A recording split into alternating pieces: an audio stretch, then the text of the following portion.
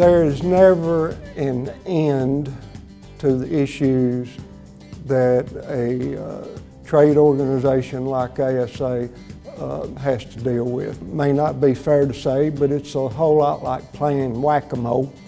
You know, you think, okay, we've got this taken care of, and you can take a deep breath, and then tomorrow something else comes up. We need to be looking for every nook and cranny that's a market for soybeans, and I think that's really something that ASA needs to keep working on, and will be incredibly integral to the success of American agriculture in the next decade or two. I think expanding our global markets is one of the most important things in the next 5 to 10 years.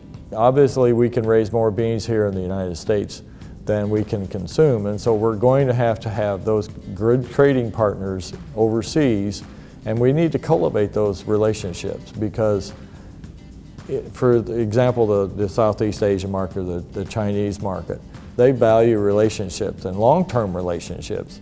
And so we have to continue to be in those markets. When we talk about opening up new markets, a lot of those new market potentials are actually in sub-Saharan Africa.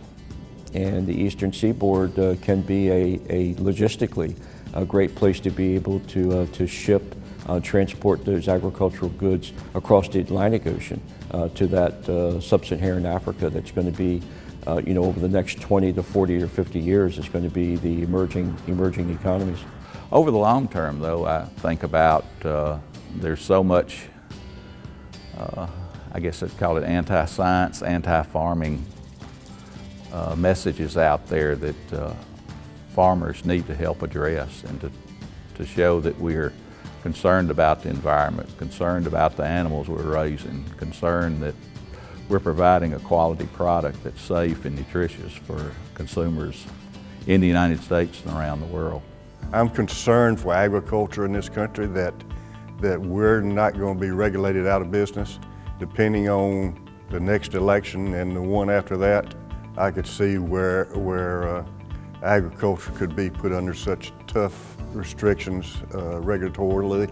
It'd be hard to make a living, and somebody's got to be there, letting people know what the potential impact is, what needs to be there, and what's reasonable.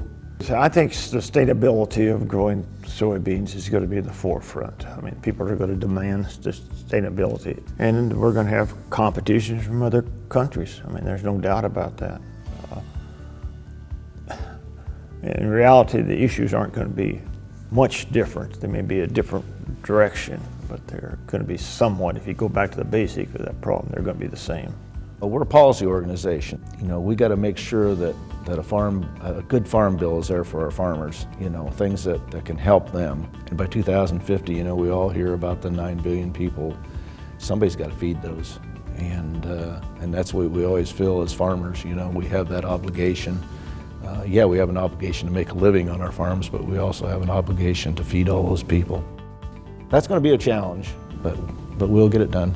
ASA is always going to be an important organization in my mind because there's always public policy to be working on, and that's really, you know, the charge of the American Soybean Association is really to do the policy work that not only helps farmers but protects agriculture and farmers, you know, from unwanted, you know, legislation that may be detrimental to how we care for the land, to how our ability to operate, but also our communications, you know, with our fellow citizens.